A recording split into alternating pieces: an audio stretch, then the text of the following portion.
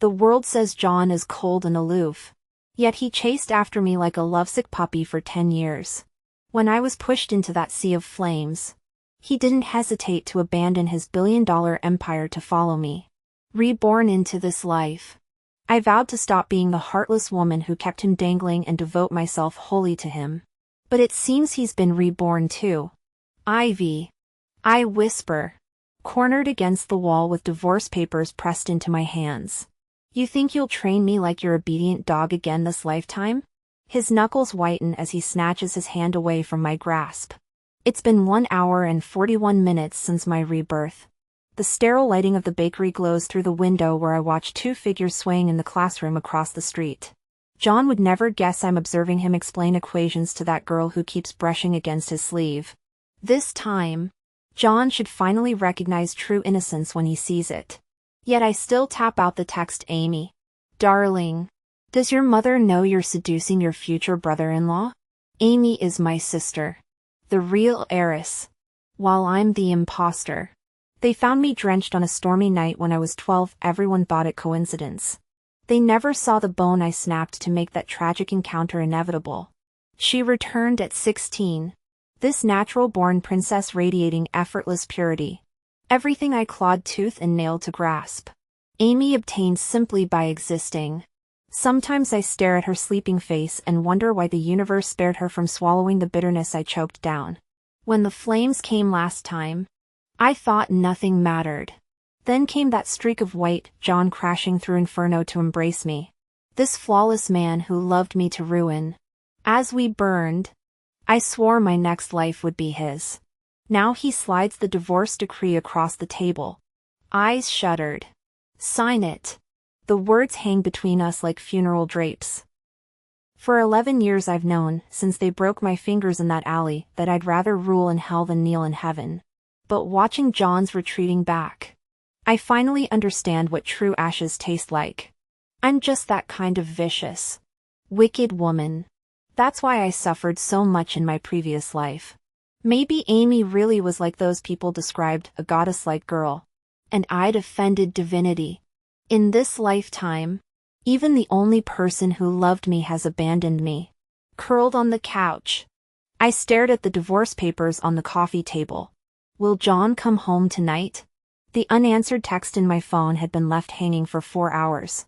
John had always been aloof. His friends jokingly calling him an iceberg. But in my past life, I never noticed. To me, he was my loyal dog, coming when I called.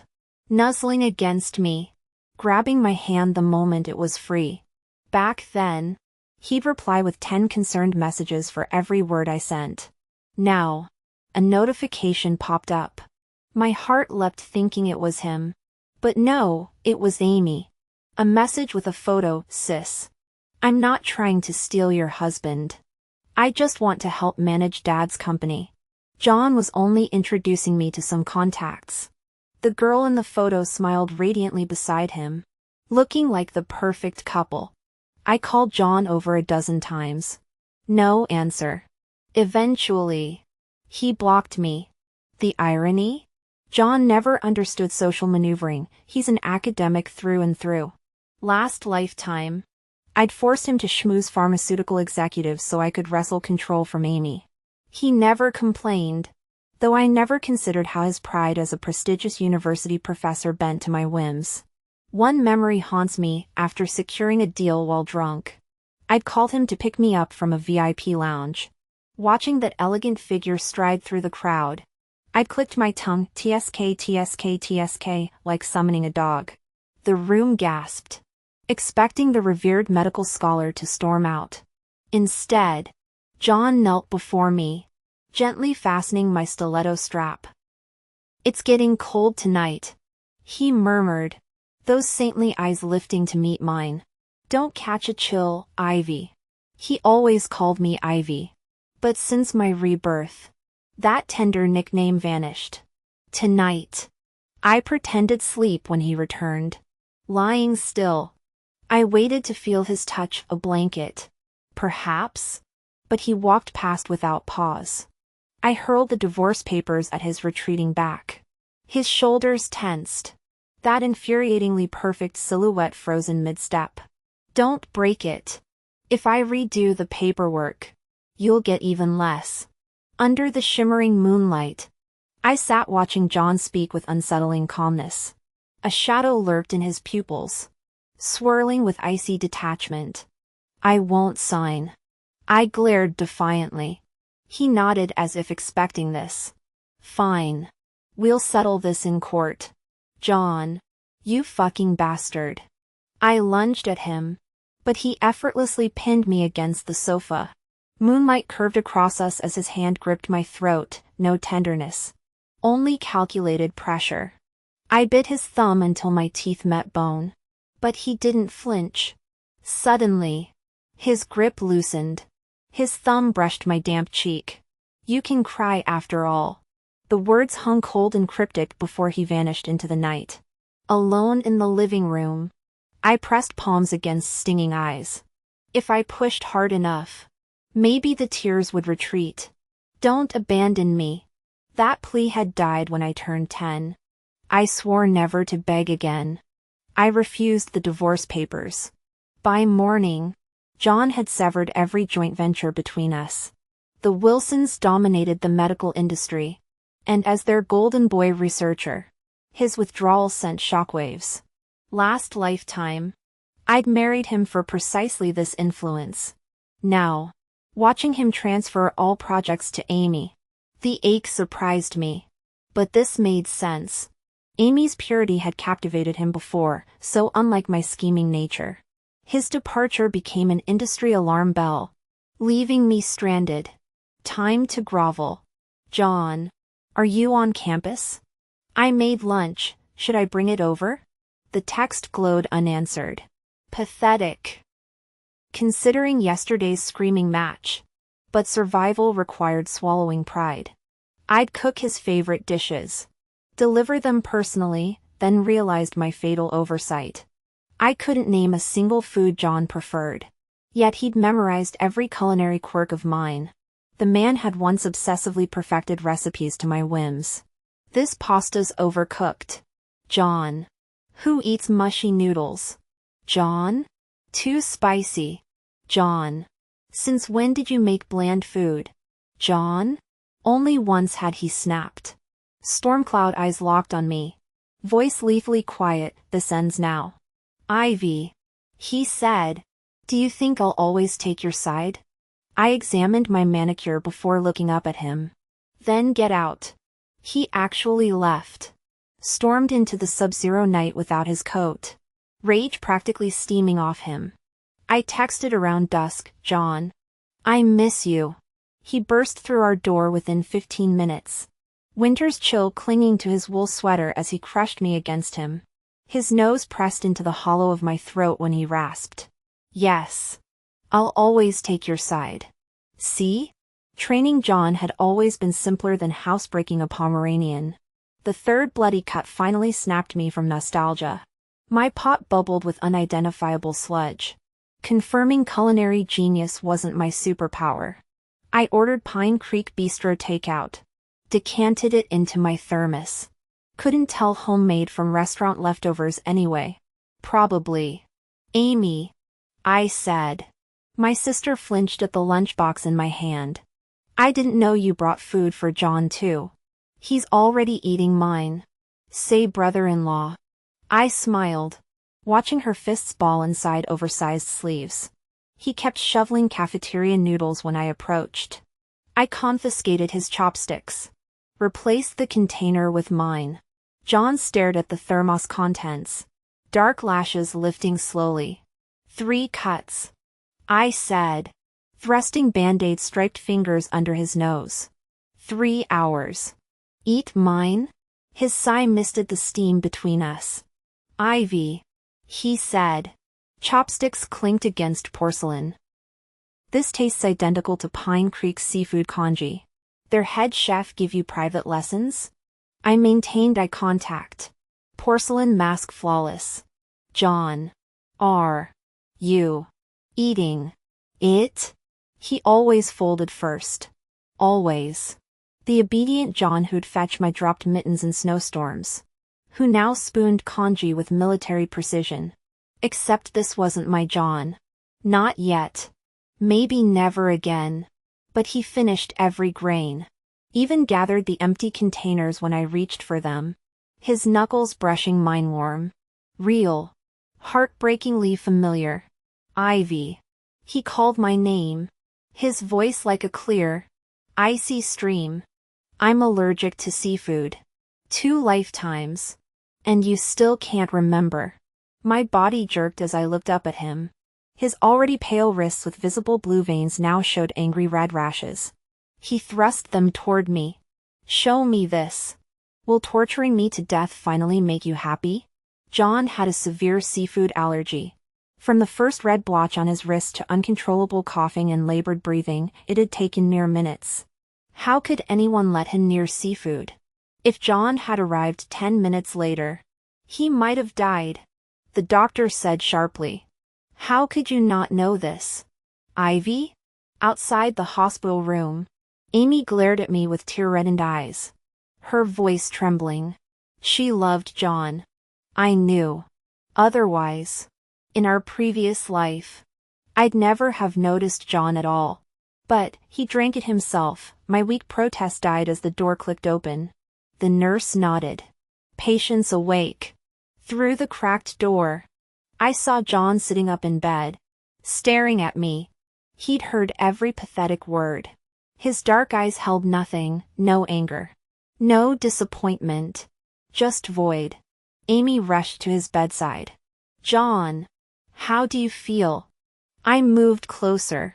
But the silent man suddenly coughed. Ivy. His low voice pinned me.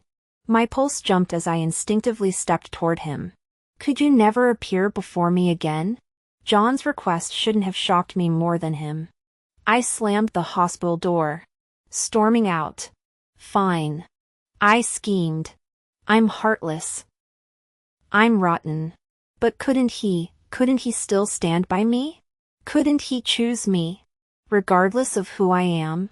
He wants Amy. Not me. At home, the stuffed dragon sprawled on our couch mocked me. He'd won it from a claw machine before our wedding, limited edition. He'd called it just a gift. I never knew he'd emptied 4 machines across 5 malls. He'd finally gotten it at some bar. Drunk from the cocktails I kept buying him.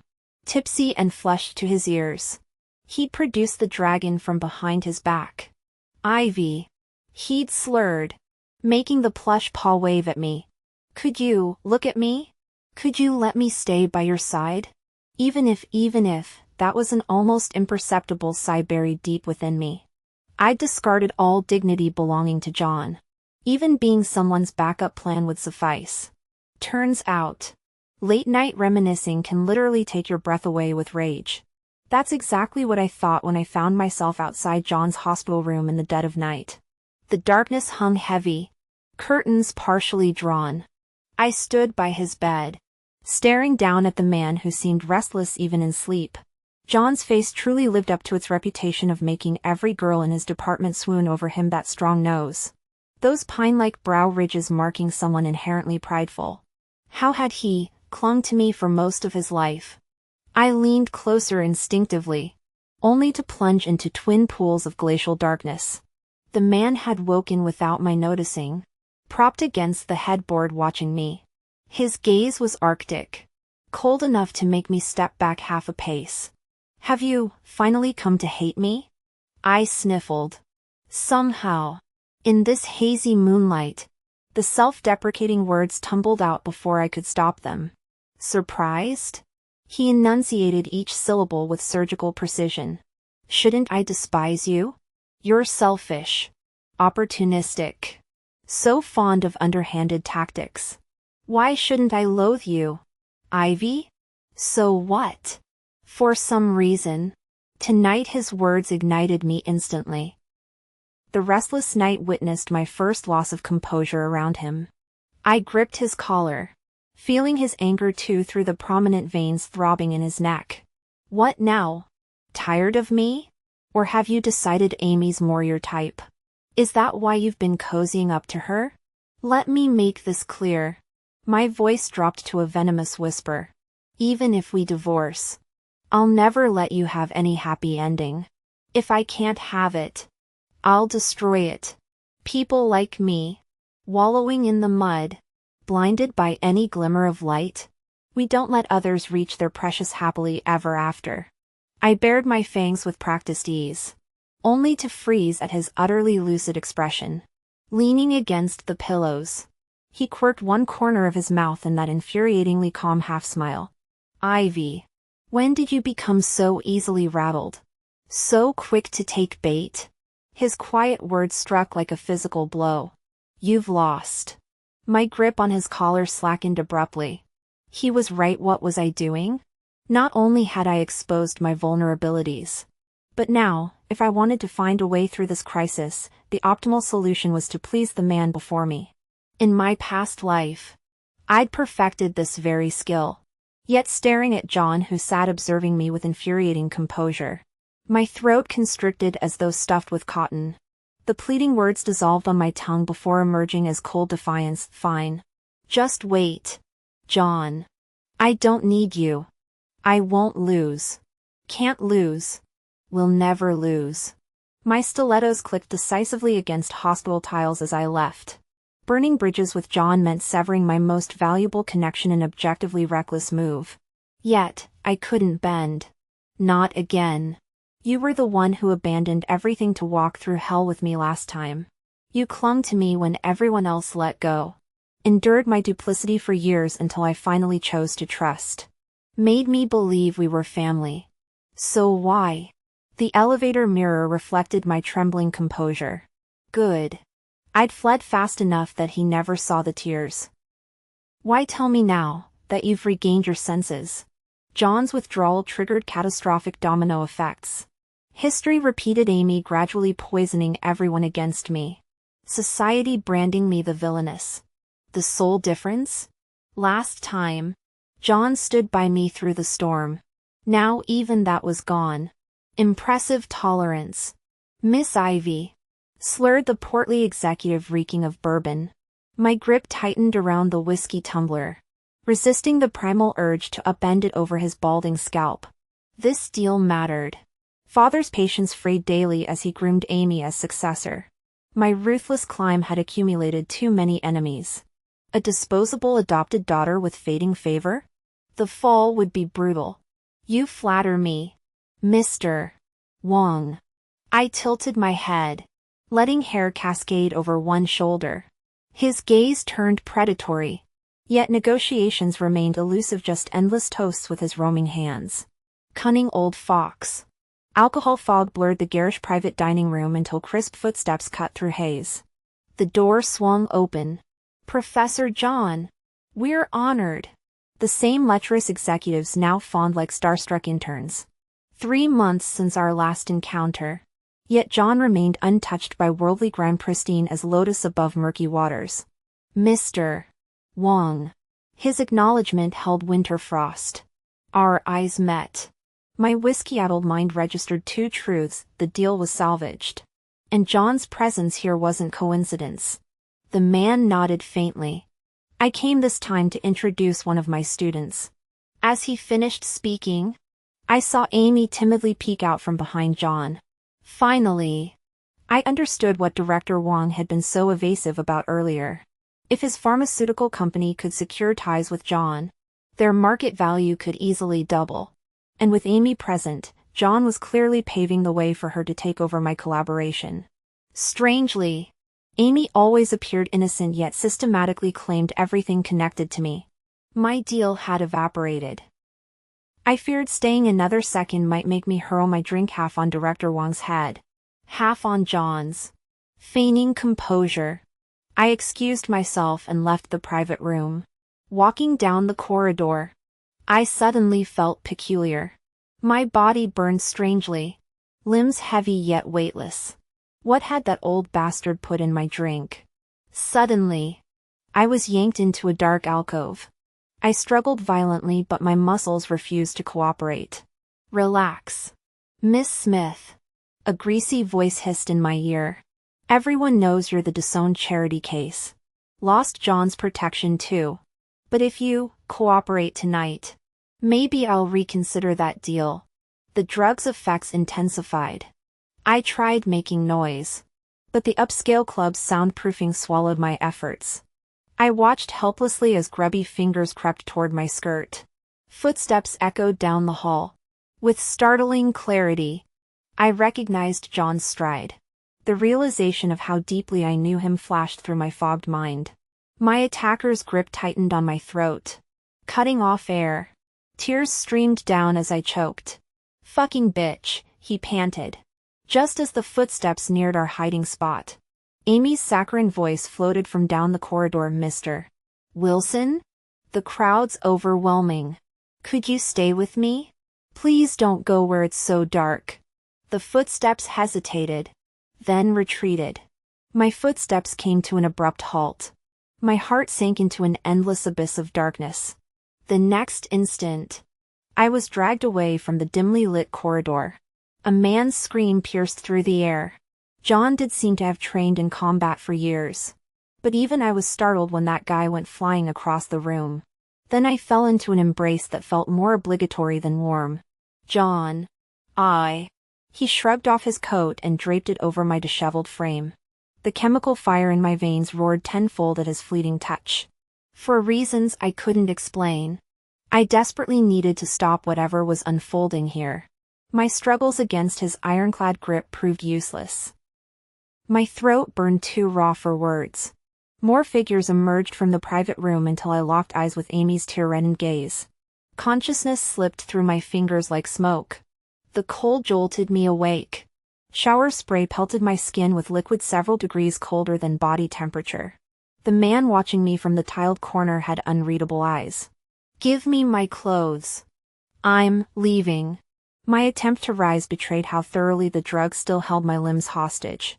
When his fingers brushed my arm, electric revulsion shot through me. I slapped his hand away. Truth was, in my past life, I'd treated John exactly like this. Spoiled rotten by his endless indulgence. I'd taken his devotion as license to trample every boundary. The compound wing slipped you as cutting edge. He observed from his vantage point. Face half-shadowed. "Really think you can walk it off?"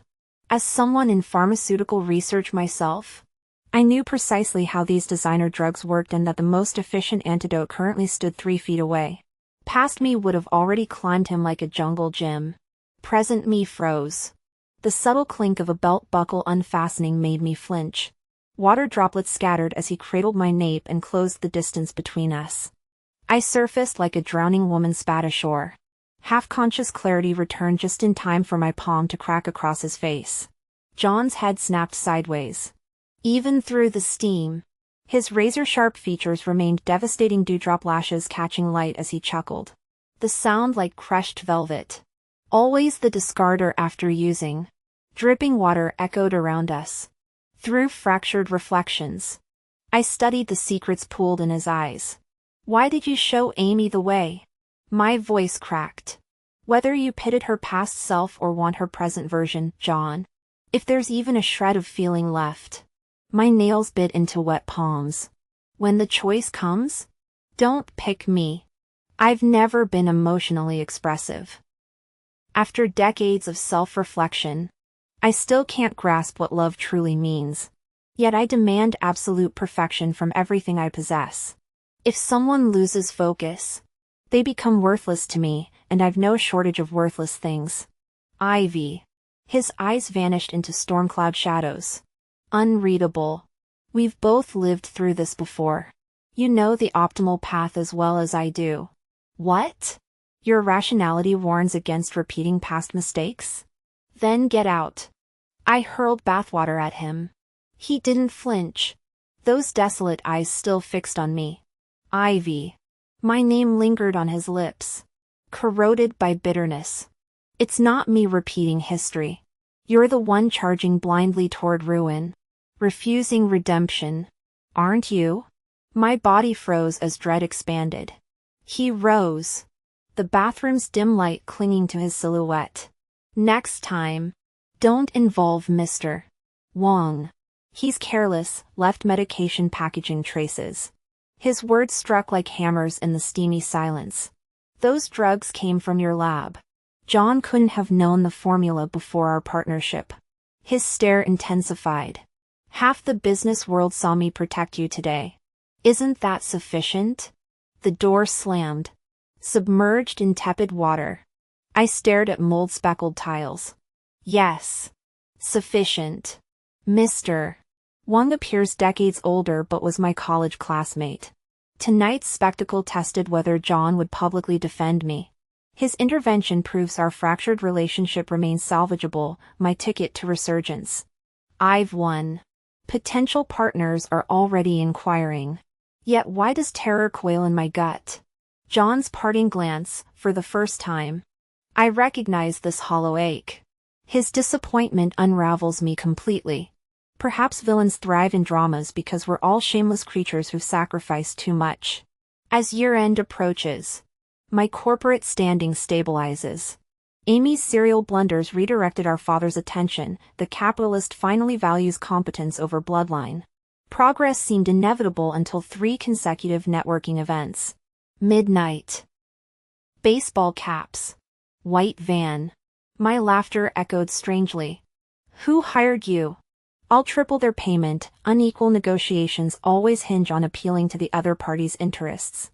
As I was shoved into the vehicle, my mind raced through possibilities. Unfortunately, my captor remained unmoved, pressing a cold blade against my throat. TSK. This wasn't robbery, they wanted blood. May I ask what offense The knife pierced my skin before I finished. I shut my mouth as a distorted voice hissed in my ear. Relax. I don't want your life. I just need you to do me a favor. The blade traced my jugular vein, its presence a constant reminder that I balanced on death's razor edge. Call John right now. Get the encryption key for the YDX2 formula. YDX2, the groundbreaking cancer drug nearing FDA approval. John's life's work. Last lifetime. We'd both died days before its launch. I'd been roadkill en route to the press conference. He'd rushed into my burning car wreck and perished holding my charred remains. Buddy. I'm just his ex-wife. You really think I can access something this critical? The demand seemed laughable. These goons probably believed the old dynamic still held, that John would come running at my beck and call. Only I knew the truth. My death would barely register on his emotional Richter scale now. Tell him you're kidnapped. That you're dying. The blade drew blood as it slid across my throat before repositioning over my heart. I had no choice. The man's tone made clear this wasn't a bluff. Failure meant a body bag tonight. But securing that key would destroy John's career. Letting these thieves beat him to market. When weighed against the brilliant Professor John's future versus my worthless life, the noble choice seemed obvious. Too bad I've always been selfish. Give me the phone. I'll try. My cooperation earned an approving nod. As the line connected, I rehearsed my approach, shaky voice. Calculated tears. John, I'm dying, please save me. That pathetic act used to work wonders. Maybe 40% success chance now. But when his voice came through the receiver, that familiar hello. After 4 months of silence, every rehearsed line evaporated. I thought about how Ivy should prioritize self-preservation. How I owed John too much already. How tonight's moon shone particularly beautiful through the car window. John. I finally said. Happy birthday. My laugh sounded hollow even to myself. Damn. You lucky bastard. Of all days, don't fall for me in the next life. You idiot. I threw myself onto that blade. What's life's greatest failure? A miserly, selfish creature. The day I recklessly poured out everything. How pathetic. I once thought about being good. If I'd been born into an ordinary family with a father and mother. If I hadn't been kicked by this person or shoved by that one since childhood. It's not that I didn't want to be good. If I'd survived this long, I couldn't possibly be good. But definitions of good vary, don't they? When I bankrupted a company, its CEO was spared future collapse agony. Am I not good? I'm practically saintly. Still, I suppose John qualifies as conventionally good. After all, he's lived honorably, never committing a single immoral act. That's why when he clung to me, my mind screamed, destroy him. Destroy him. I failed. His integrity made us polar opposites. I remember one night after we became official. He rose from my body. I suddenly hooked my arms around his neck. We were so close. His breath warmed my face. Scorching gaze burning into me. Would you love me even if I'm a terrible person? I asked with theatrical flair. His Adam's apple bobbed before he locked eyes with me. Those dark pupils radiated absolute sincerity as he said, yes. Knuckles pressed against the most sensitive spot at the base of my spine. He bit my shoulder. Gently. When have you ever not been terrible? So I'd already ruined him long ago. Resentment changes nothing. The world keeps spinning. I don't believe in 100% genuine emotions. My only certainty is his love. He accomplished the impossible. So if my broken life ever deserves a grand finale, I'll reluctantly let him orchestrate my magnificent exit. Floating. Sinking. Ceiling tiles swimming above. Heaven? Impossible. Not because heaven resembles a ship's cabin. Because of who sleeps beside me. John and I sharing an afterlife? Unthinkable. Awake? The man next to me glanced over before readjusting the slipped blanket across my shoulders. Where are we? International waters. Nearing Copenhagen. We drifted far. Why aren't I dead? That eager to die? I turned. His eyes darkened. Complexion unnaturally pale. Moreover, his eyes looked a bit fierce. I raised my hand and rubbed his stubble. You still came to save me. Huh? What's the price? John? Abandoning your identity in medicine and giving up YDX2. You'll never be able to involve yourself in this field again. And you'll never be able to step onto the domestic territory. Right? I turned my head aside, and the ship's railing framed the surging waves. It was my father who instigated those people to kidnap me. I should have thought of it earlier. I have too much power. And he wants to pave the way for his biological daughter. In the end, I'm still that stray dog that can be kicked around at will. The sea breeze carried a faint, moist smell. I leaned against him and tightened the blanket. John, don't you have even the slightest bit of resentment? He stared at me.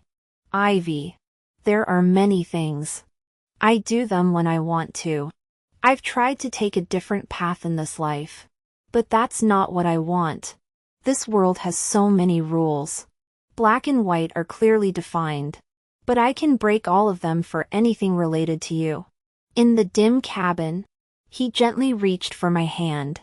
If this path leads to the end, I'll accompany you for the rest of my life. I'm so infatuated with you. When you gave up your life for me, I really hated myself. My life is such a mess. What does it matter if I lower myself a bit for you? He asked me what I was smiling about. Just think that this world is so brutally fair. I tilted my head back. I've lost everything. But I have you. You've got everything. But you've got stuck with me. I whispered silently in my heart. John, don't meet me in the next life. I rubbed his fingertip and then intertwined our fingers. In this life, let me protect you instead.